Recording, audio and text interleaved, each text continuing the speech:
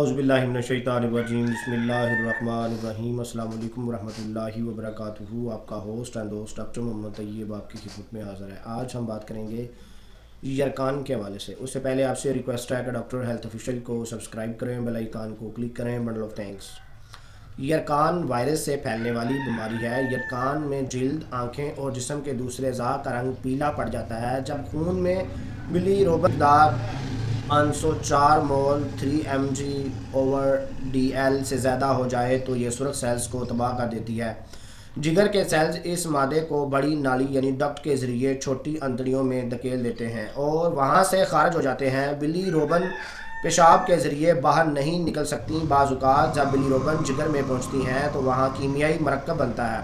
بلی روبن پتلی ہو جاتی ہیں اور پیشاب کے راستے خارج ہو جاتی ہیں۔ اس کی کچھ مقدار جگر میں رہ جاتی ہے۔ اگر مریض کے جگر میں کسی اور بیماری کی انفیکشن ہو تو بلی روبن دوبارہ جمع ہو جانا شروع ہو جاتی ہے اور جگر کے سرخ سیل ٹوٹنا شروع ہو جاتے ہیں اور جگر کا یرکان پیدا ہوتا ہے۔ اس کی 3 وجوہات ہیں: جگر میں بلی روبن کی مقدار کا بڑھنا، جگر کی دوسری بیماریوں کا جمع ہونا، خون میں بلی روبن کا داخلہ ہونا اور بڑی آنت کا رکاوٹ بننا۔ یرکان کو 3 قسموں میں تقسیم کیا گیا ہے۔ ہیموٹک یرکان، اس میں خون کے سرخ سیلز کی توڑ پھوڑ ہوتی ہے اور خون میں بلی روبن کی مقدار بڑھ جاتی ہے۔ جگر کو خون کی ترسیل کم ہو جاتی ہے۔ ایسی حالت میں مریض کی آنکھیں، منہ اور جلد پیلی ہو جاتی ہیں۔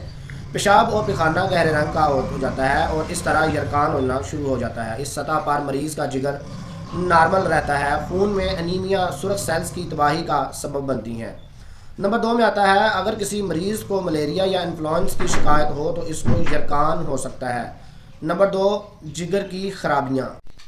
یہ یرکان جگر کی دوسری بیماریاں اور خرابیوں کی وجہ سے ہوتا ہے۔ جگر میں انفیکشن ہونے کی وجہ سے جگر صحیح طور پر کام نہیں کر سکتا۔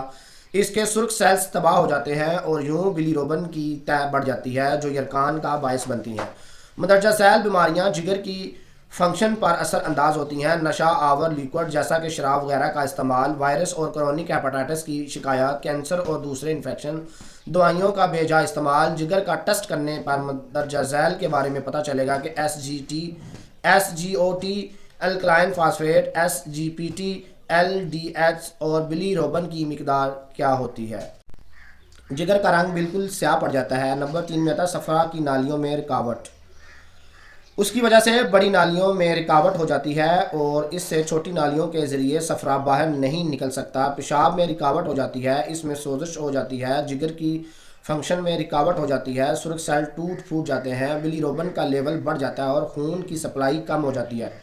چھوٹی نالی میں خرابی کی وجہ سے انٹرافیٹک پروسٹیٹس پیدا ہوتے ہیں۔ صفرا میں پتھری موجود ہو تو وہ پیشاب میں رکاوٹ بنتی ہے۔ پیٹ کے اوپر کے حصے پر درد ہوتا ہے۔ پخانے میں صفرے کی کمی سے اس کا رنگ مٹی نما بھورا ہو جاتا ہے۔ انتڑیوں میں چکنائی ختم ہونے سے مریض کو دست آتے ہیں، مریض کو بخار ہو جاتا ہے۔ سب وجوہات کی بنا پر جگر بہت زیادہ متاثر ہو سکتا ہے۔ مریض مریض یرکان میں مبتلا ہو جاتا ہے۔ بہت شکریہ۔ ہمارا یوٹیوب چینل دیکھنے کے لیے ڈاکٹر ہیلتھ آفیشیل کو سبسکرائب کریں، بیل آئیکن کو کلک کریں۔